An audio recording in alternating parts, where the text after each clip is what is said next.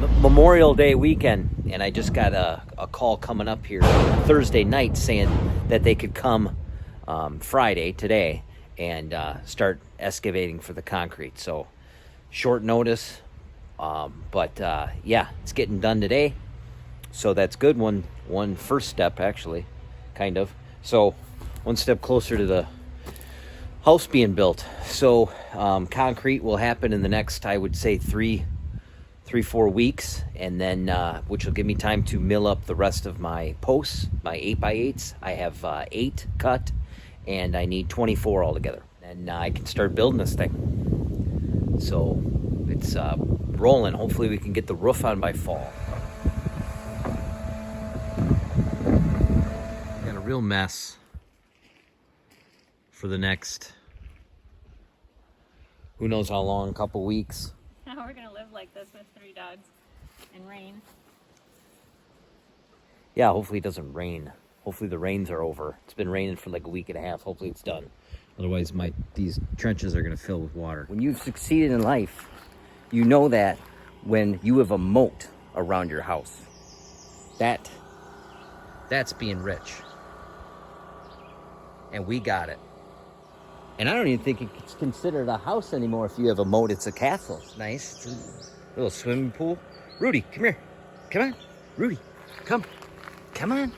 Good boy. Now you're supposed to go in the moat. Come on, Capone. Come on, Capone. Come on, Capone.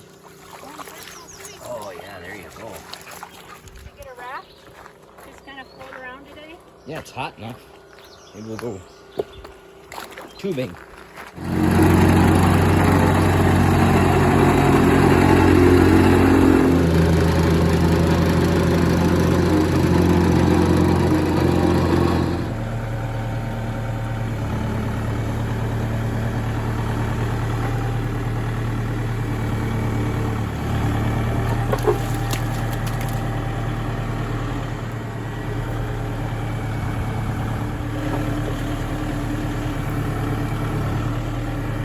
Well, it's 9 o'clock at night, the day before the footings are getting poured, and it hasn't rained in like 2 weeks, but it decided to rain tonight, and we have to pump out the water. And we've already sucked it out, what, 2 or 3 times?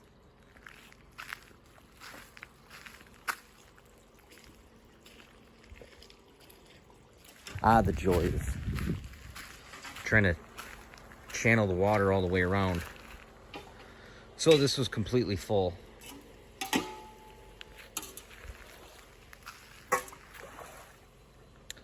Hopefully it doesn't rain anymore tonight. Otherwise this is all for naught. So, well, we got our footings poured on the house, and I just wanted to show you what we're going to do that's maybe a little different. And that is, I poured a curb. I had them pour a curb for the outside cordwood wall. So again, double wall, cordwood construction house, and the outside. I probably shouldn't have went 8 inches, but I went 8 inches. I probably should have went 4. It would have looked nicer. But it's higher off the ground, so less moisture will splash up and affect the outside logs. So that's what we did here. We have an 8-inch curb poured. That's the footing, and then the outside walls sit on there. There's 3 inches of foam here. There's actually going to be 5 inches of foam between the 2 walls when we're finished off. So the inner wall will sit here. That's why there's a thickened edge on the inside to just support the weight of that inside wall. It's been a lot of scheduling and stuff. You know, I'm doing this generally myself, so it's always fun coordinating all the contractors to get to be as efficient as possible and make the project go quickly. The problem is, you know, you got a guy who says, well, I can be there next week. Well, can you nail down a day? And it's usually no. It's going to be maybe Thursday, maybe Wednesday, so you can't call the next guy in line and tell him, this dude will be done Wednesday, so you can start Thursday. You know, so it's been a lot of, you know, a day or two beforehand, I'll know when the next contractor is coming. So we're behind a month, and there's, we have 3 months of summer. So we're into August right now, the end of August. So hopefully the slab will be poured next week. It'll be up to me to start setting all the 8x8 posts. But I just wanted to show you what we have now. So again, we got the footing, and then they laid the foam yesterday. We went with 4 inches of foam underneath the slab. So 2 layers of 2-inch foam. I'm gonna go around and kind of tune this up just a little bit and stick foam in these areas in the thickened area here. I don't know if it's necessary. I mean, I guess the more it's sealed up, the better for insulation-wise, because we're gonna have in-floor heat. So, but you can see kind of on the edge that, on this thickened edge, there's a space there that doesn't have any foam. So I have some leftover foam from just 1 inch from the sauna, and some of it's already cut into small strips. So I was gonna just kind of lay them in there, and then spray foam around the corners, because I got some spray foam laying around. I'm guessing I'm probably being anal, but it's not that hard of work to do that. So I'm going to do it. We got all the plumbing in, and then the next step is to lay the pecs down for the in-floor heat, and then the concrete guys can come back and pour this. It'll be a 4-inch slab, which will end up being flush with our existing cabin. And these are just thickened areas for, there's going to be a stairway here. So these are both the stairway walls. The stairs will go up this way. And then this is the thickened area for our masonry stove. And then there's also one here. There's a bearing point over there that the roof system or whatever needs. So that's also thick. So it's not a very large house in the end. I don't know what the interior dimensions are. It's like 28 feet at workhouse. It's 30 inches outside, 30 by 30 inches, 30 feet by 30 feet. So when you have a 2 8-inch or 21-inch wall, 2 8-inch cordwood with 5-inch infill, whatever that is, subtract that. So again, not a large house, but it's only the 2 of us. So we'll have a bathroom on this side, utility room with the front door. You walk through a little hallway, and then the kitchen and living room. Right now I'm charging our Jackery, our solar generator we bought recently, just to save on gas, and we're going to use it for like our pond cabin when we go out there and we need power.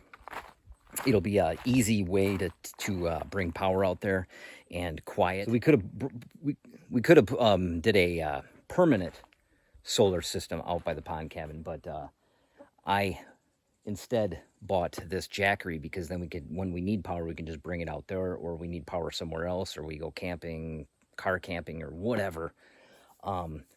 This is just as easy, and I can move it wherever I want. So, and we don't need a lot of power out there, just a couple light bulbs. Right now is providing us power at night for lights and watching movies and stuff, and a box fan when it's hot out, because that's pretty much our only air conditioning. And then it's free to recharge, So it's charging now, and by the end of the day, it should be fully charged. So it's working out pretty good. I'll probably, again, do a video on it and like a review after I've used it for a few months. The other thing we're doing is getting materials to start the cordwood on this sauna, which is our practice building, and also will be where we, bathe and take showers and stuff while the house is being built.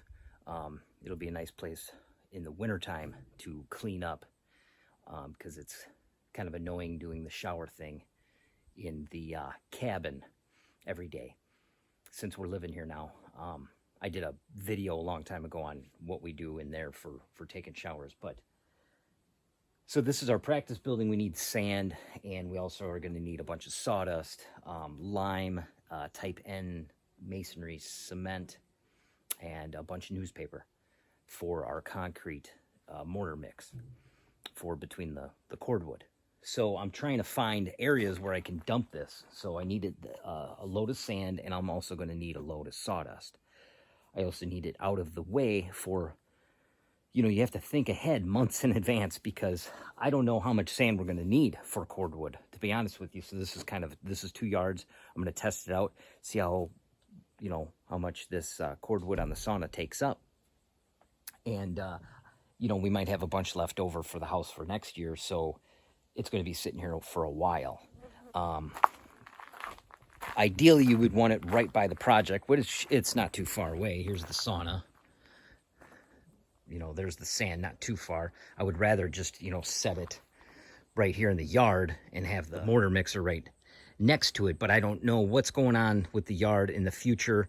I might be driving equipment around here. Also, we have to do the well, which is going to be somewhere in this area. And I would actually like it to be over here in the end, so it's not in the middle of the yard, taking up room in the future. You know, you're going to have that well pipe or head coming out, but I got to adhere to clearances with the well to the outhouse. I think it's 25 feet, but I might be wrong on that. And it's got to be like 50 feet from our holding tank, which is going to be over there. So in the woods here is where I picked.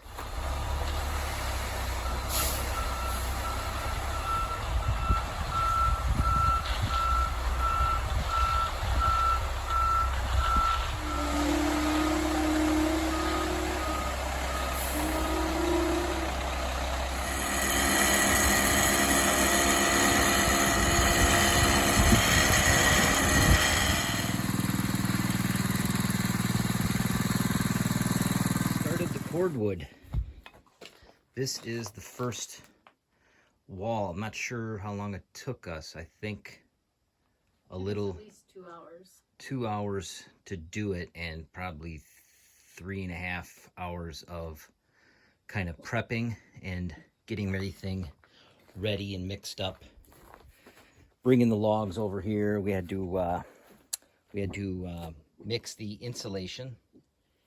And that is 2.5 wheelbarrows of mortar.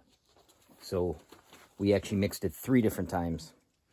So it looks pretty good. I think we did a really good job of the random pattern. And we did not do, this is our test wall. We didn't do like another wall. I guess we'll see when it dries. It's already starting to lighten in color. And we're getting used to the pointing. So you smooth it out. I was using my finger and she was using a spoon. I don't know, we have tried all those different things over there. Got our spoon, a butter knife, a sponge. We have everything. Kitchen utensils. All that stuff for pointing. But it's kind of a guessing game right now, because we haven't done it, of when you point.